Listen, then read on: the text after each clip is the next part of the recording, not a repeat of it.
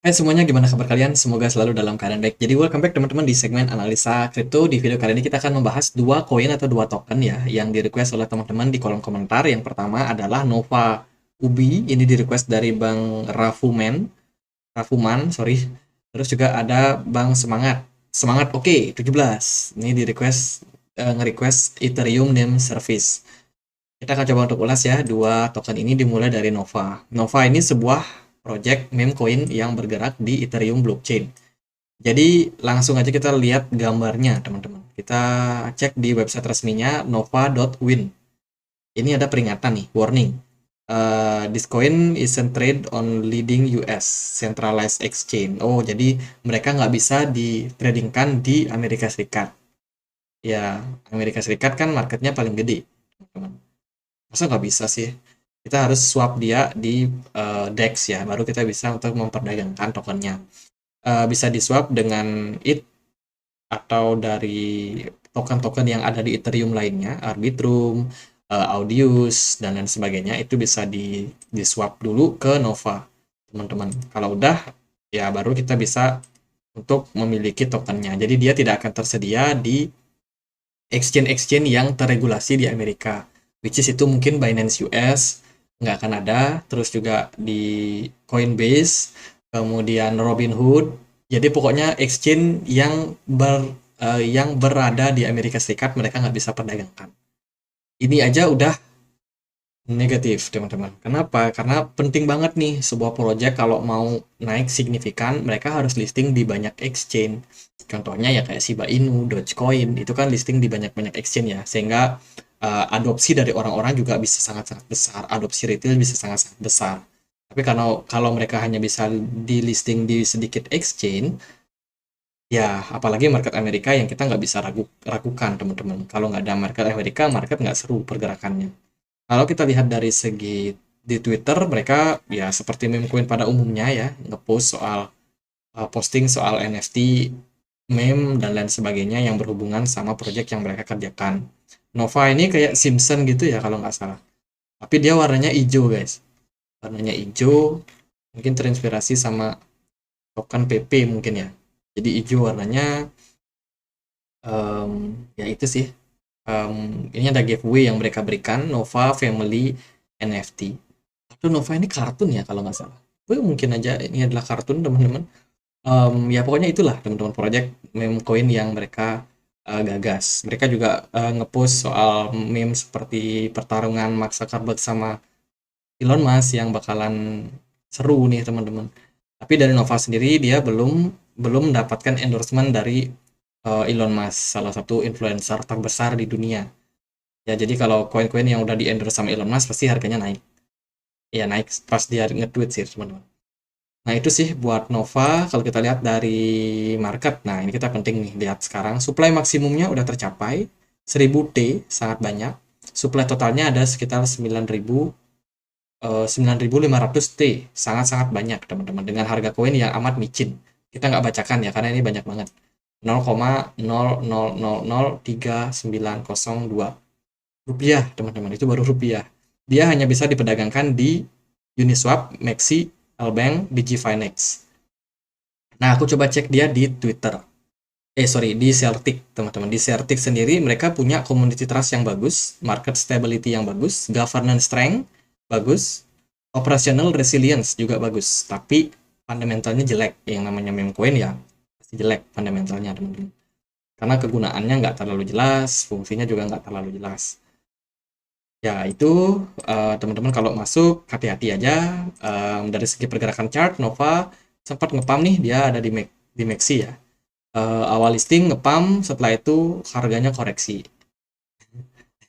Teman-teman. Jadi opini saya terhadap Nova adalah pertama dia loss potensial untuk listing di market Amerika. Otomatis adopsi dari project ini mungkin akan sangat kecil.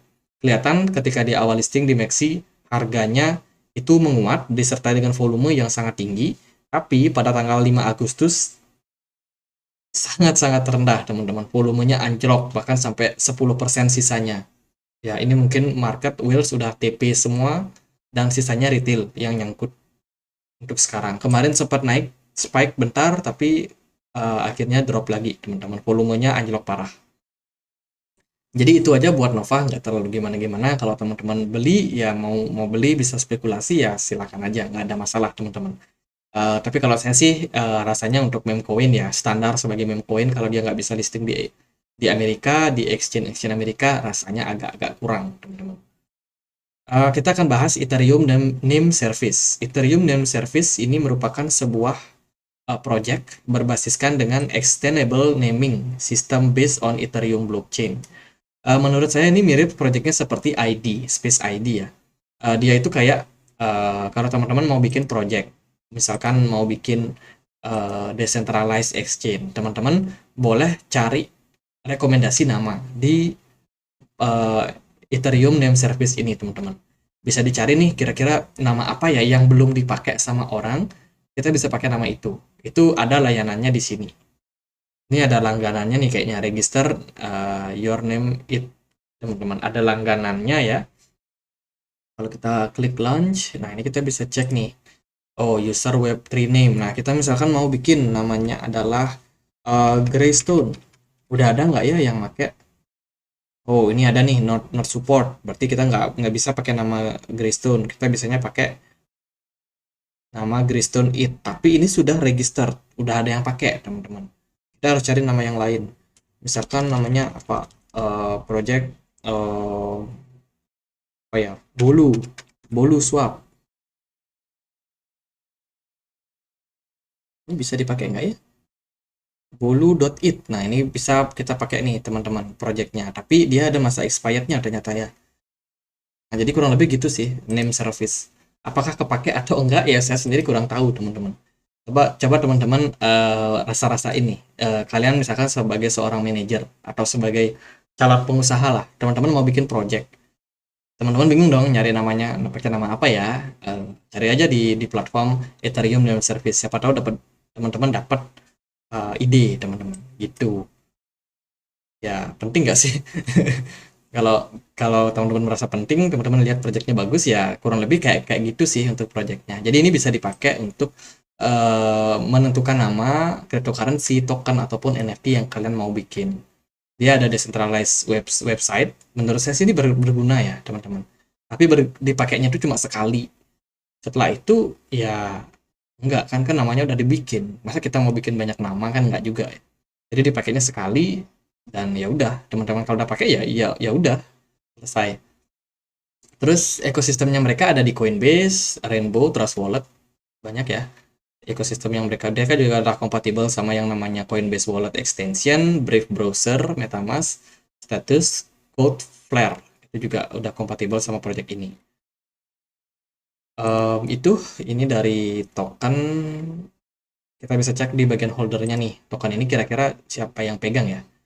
Dia paling banyak dipegang oleh token time lock teman-teman. Ini dari ekosistem mereka, Ethereum Name Service, sebanyak 57%, sementara sisanya ada di DAO dan Cold Wallet. Jadi bisa dibilang mereka masih dipegang banyak sama developernya. Retail belum terlalu banyak kebagian. Ya, itu di Twitter mereka masih cukup aktif, teman-teman. Masih cukup aktif dan saya sih lihat engagementnya ya lumayan, tapi nggak bagus-bagus amat lah. Dilihat dari mereka punya supply token itu ada kisaran 100 juta token, sementara yang terilis itu sekitar kurang dari 30 juta atau 29%. Untuk marketnya dia bisa diperdagangkan di Binance, Coinbase, Kraken, KuCoin, dan kawan-kawan. Masih banyak lagi teman-teman. Untuk likuidasi tentunya sangat-sangat bagus, sangat kuat ya. Nah, itu sih, mari kita cek dia untuk kepemilikan atau pergerakan dari harganya. ENS atau Ethereum Name Service ketika awal listing, bentar nih aku perbaiki chartnya dulu. Nah, ketika di awal listing di Binance harganya ada di kisaran 92 dolar. Sekarang harganya hanya di 8 dolar saja. Pergerakannya udah cenderung turun lumayan signifikan. Dilihat dari volume perdagangan nggak terlalu menarik, smart money juga nggak menarik. RSI kemarin udah menyentuh level jenuh jual, sehingga mungkin fase recover berpeluang untuk terjadi dalam jangka waktu pendek. Ekspektasinya ya mencari level-level yang cukup kuat sebagai level resistance atau target profit. Kalau dari jangka pendek sih target kita pertama adalah kembali balik ke kisaran 10 dolar. Sementara kan harganya di 8,18 ya. Lumayan rendah dan kalau ini jadi pergerakan harganya bisa berpeluang untuk menguat kembali teman-teman. Untuk jangka panjang saya rasa Ethereum Name Service ini masih masih bakalan menarik teman-teman. Pertama yang saya pertimbangkan adalah mereka tidak terlalu banyak banjir di market. Ya, tadi kita udah cek di bagian mana tadi yang ini. Dia paling banyak ada di time lock, kemudian DAO wallet sama cold wallet.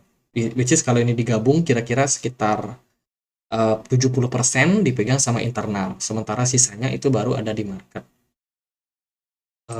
Kalau kita lihat sih dari supply yang beredar itu hanya 30%. Ya benar ya, 30% itu ada di market, 70%-nya masih di mereka yang lock, teman-teman. Nah, dengan jumlah yang seperti ini tentunya nggak terlalu banyak banjir, otomatis Wheels pun juga menggerakkan market tinggal berfokus sama 30 juta koin yang beredar ini aja, teman-teman. Jadi kayak gitu buat Ethereum Name Service, tapi kalau secara fundamental menurut saya nggak terlalu gimana-gimana sih. Ya, karena dia hanya menawarkan pembuatan nama gitu. Dari segi pergerakan harga ya itu tadi ekspektasinya dia masih tetap bisa menjaga jumlah koin yang di lock, semoga aja nggak terlalu banyak dilempar ke market sehingga marketnya nggak banjir duluan. Kalau banjir ya susah dinaikin sama wheelsnya teman-teman. Sekarang sih harganya udah berada di level support. Hati-hati kalau dia sampai turun dan jebol di bawah level support 7,5 dolar. Itu menandakan dia udah masuk ke zona bearish yang lebih dalam lagi karena dia membuat all time low baru. Paling gitu aja buat Ethereum Name Service. Semoga videonya bisa bermanfaat. Kalau teman-teman ada pertanyaan lain, ada poin lain buat dibahas, boleh langsung tulis di kolom komentar. Kita ada komunitas diskusi di Telegram buat yang mau join. Sama-sama diskusi, boleh cek linknya di kolom deskripsi. Itu aja. Akhir kata saya Andri, makasih.